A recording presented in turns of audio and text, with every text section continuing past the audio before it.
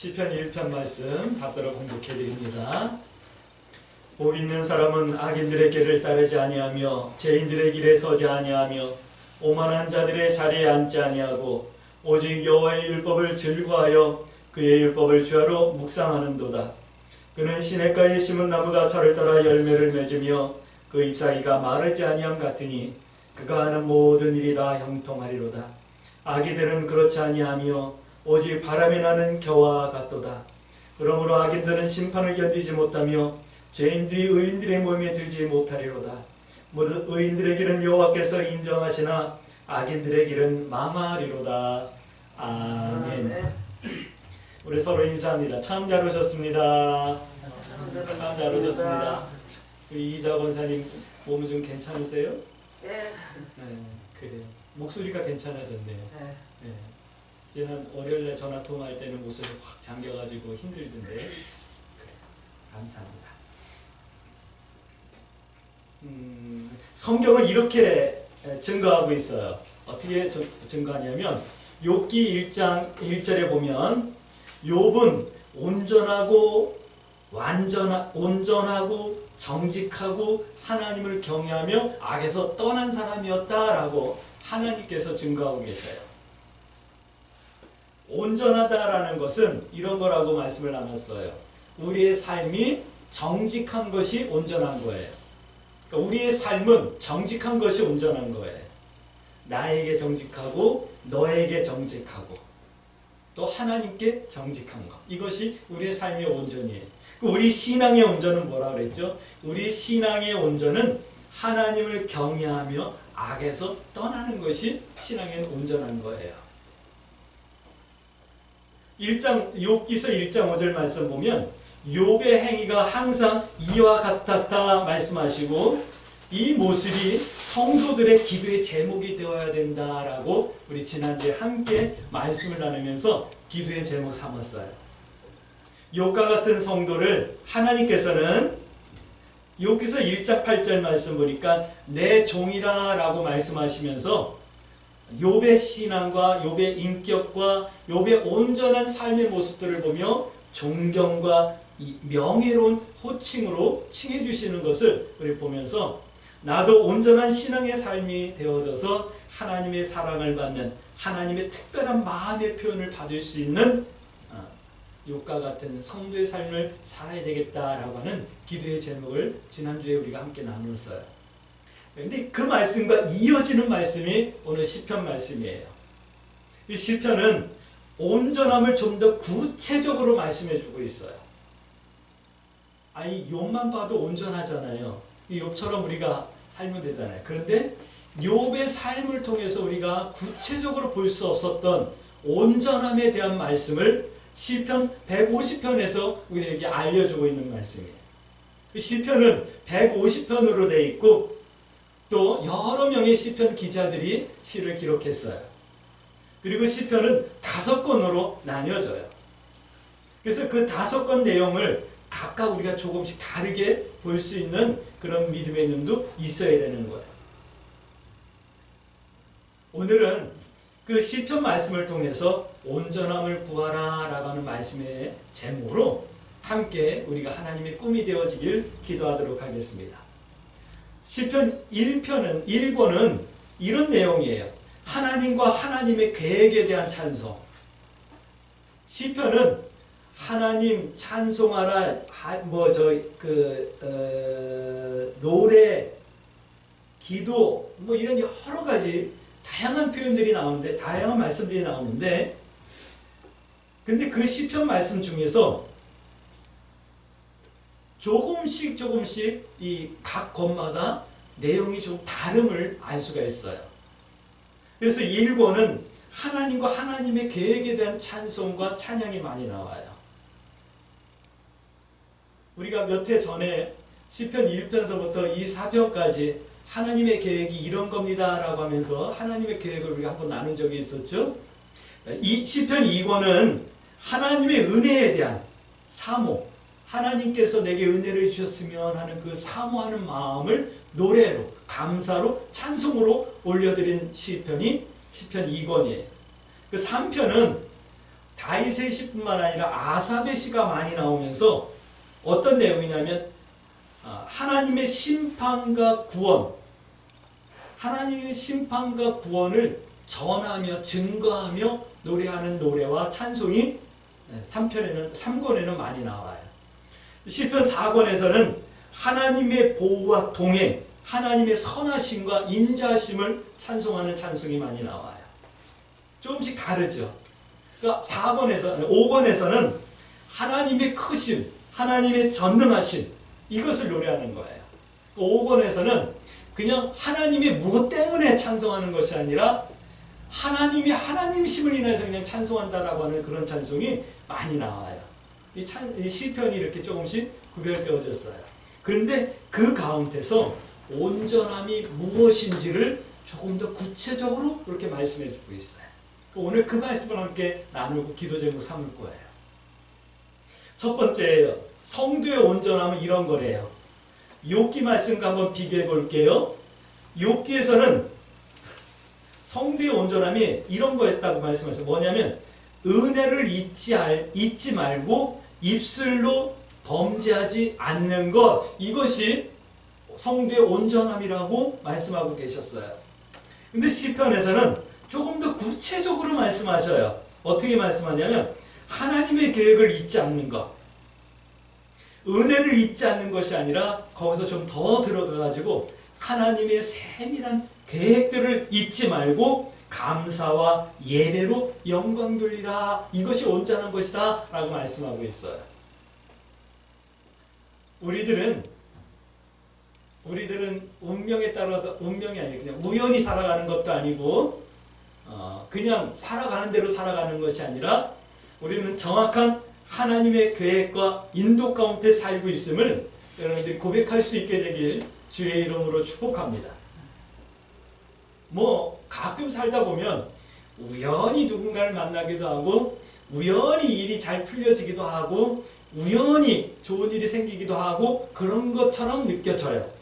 그러나 우리에게는 우연이 아니라 하나님의 섭리요 계획이라는 것을 여러분들이 세밀하게 느끼고 고백하는 성도일 수 있게 되길 주의 이름으로 축복합니다. 나뭇잎 하나 떨어지는 것, 참새 한 마리 떨어지는 것도 하나님의 뜻하심이 없으면 이루어지지 않는다라고 복음서에 분명히 말씀하고 있기 때문이에요. 그렇기 때문에 성도들은 이 하나님의 계획을 잊지 말고 감사하며 예배하며 영광 돌려야 돼요. 이것이 시편 1권과 2권을 요약한 거예요. 하나님의 계획은 예수 그리스도예요. 하나님의 계획은 교회요, 성도요, 하나님의 계획은 바로 나예요. 어떤 계획이요? 나에게 하나님의 꿈을 갖고 계시는 거예요. 하나님께서는 나에게 꿈을 갖고 계시는 거예요.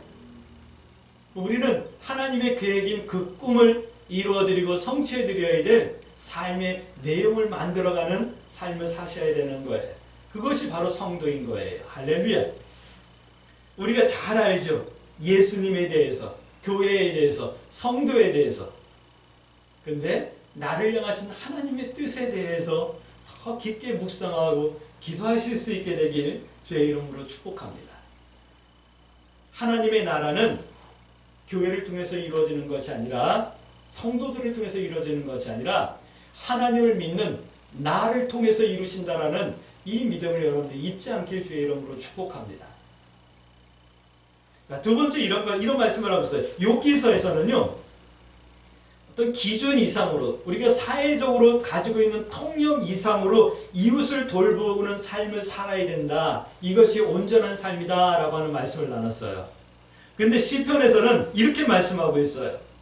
오늘 시편에서는 통념 이상으로 이웃을 돌보고 섬기는 것, 이것을 시편에서는 조금 더 구체적으로 말씀하는데 하나님의 심판과 천국을 증거하는 것이라고 말씀하고 있는 거예요. 하나님의 보호하심과 동행하심을 감사하는 것, 이것이 성도의 온전한 신앙이다 라고 말씀하는 거예요.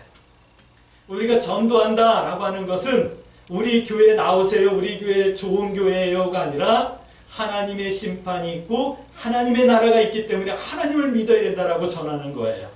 이 전도는 사실 이웃을 돌보는 구제와 나눔과 섬김 이상의 가치와 소중함이 있는 거예요. 그것이 성도의 온전한 삶이라고 말씀하는 거예요. 이것이 3권과 4권을 요약한 거예요.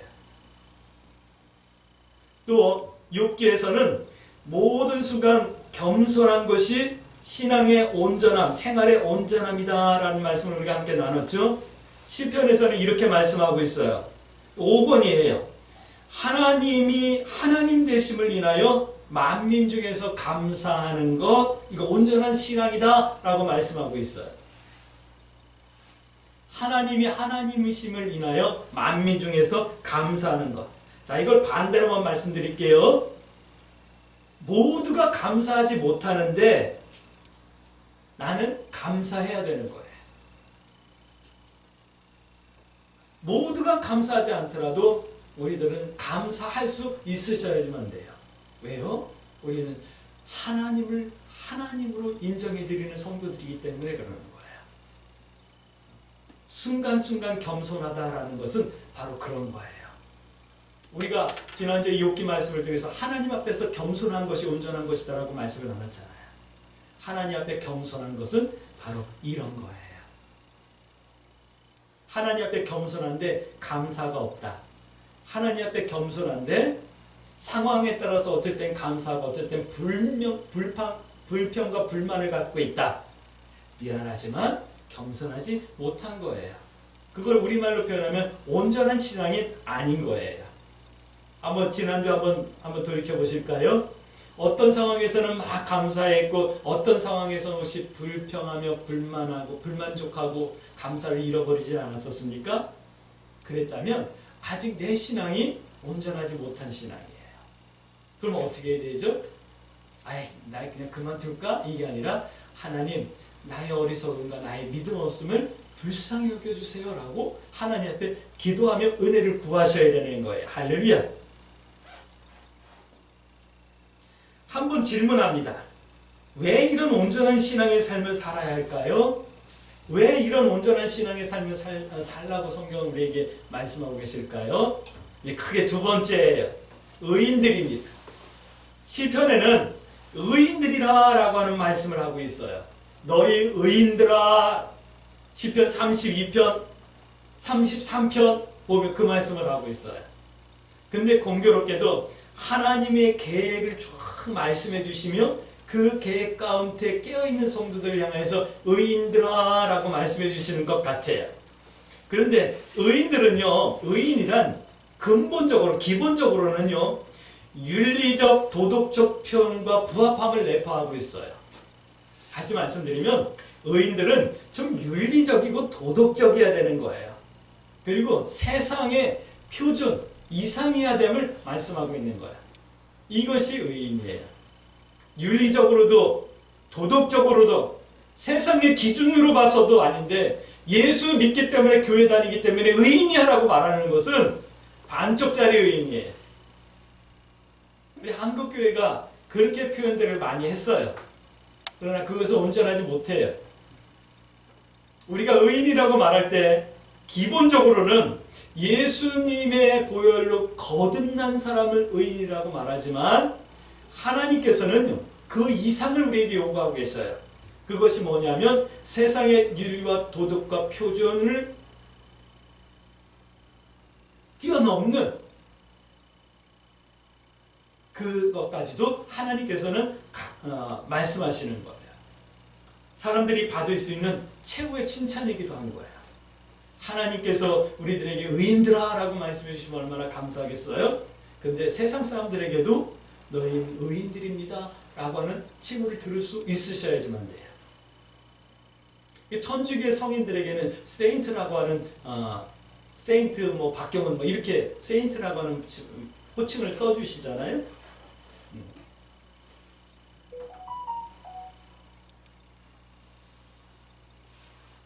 그런데 하나님께서 인정하시는 최고의 칭찬이기도 한 이 말씀을 시편에서 하고 계셔요. 오늘 우리 광주 새순교 성도들이 온전함을 구하여서 하나님께 이 의인들이라고 하는 칭찬과 인정을 받을 수 있는 은혜가 있어지길 주의 이름으로 축복합니다. 그러니까 이 말씀을 바꿔볼게요. 성도가 온전해야지만 성도가 온전할 때 하나님의 칭찬의 이유가 될 수 있다라고 여러분들 한번 바꿔 말씀을 기억할 수 있을까요? 내가 교회 봉사를 많이 하고 헌금을 많이 하고 내가 선한 일을 많이 해서 온전함이 아니라는 거 우리 알고 있죠? 네. 그럼 하나님이 그것 때문에 칭찬하는 것이 아니라 우리가 온전한 신앙과 삶의 내용이 있을 때 칭찬한다는 것을 이제 알게 되겠죠? 우리가 기도하고 하나님 앞에 구해야 될 것은 내가 온전한 성도의 삶을 살게 하옵소서라고 하는 기도의 제목을 품으셔야 되는 거예요. 성도는 온전함이 있어야 하는 거예요.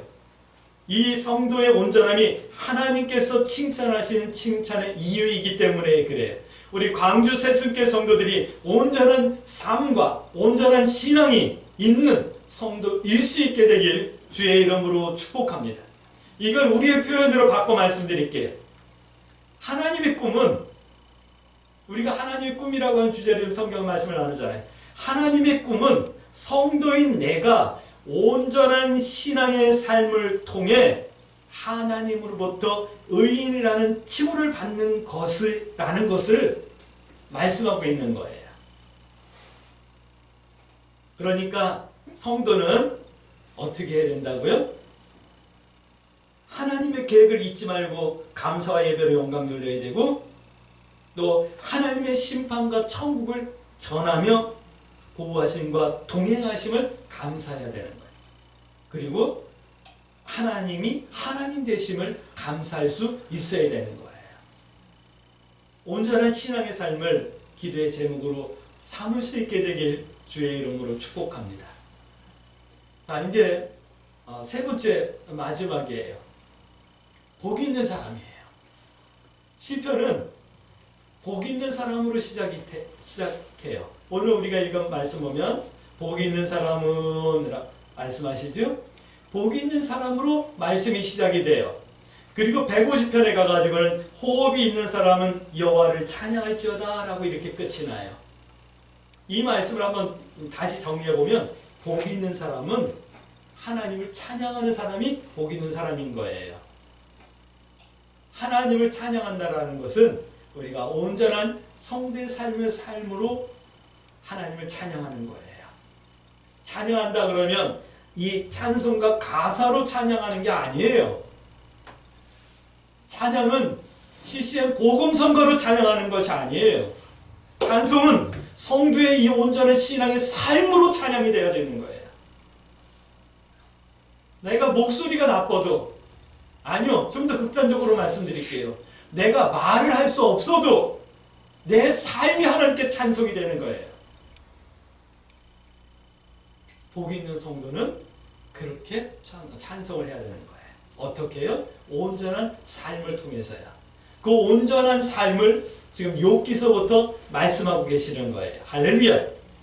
그러니까 이제 욥기서부터 시편, 잠언, 전도서, 아가서까지 말씀을 우리가 온전이라고 하는 주제로 함께 말씀을 나누는데 이 말씀이 기도의 제목 되어져서 이 말씀이 우리의 삶이 되어지고 그 삶이 하나님께 찬송과 같은 영광이 되어질 수 있는 그런 성도들이 되어질 수 있게 되길 주의 이름으로 축복합니다.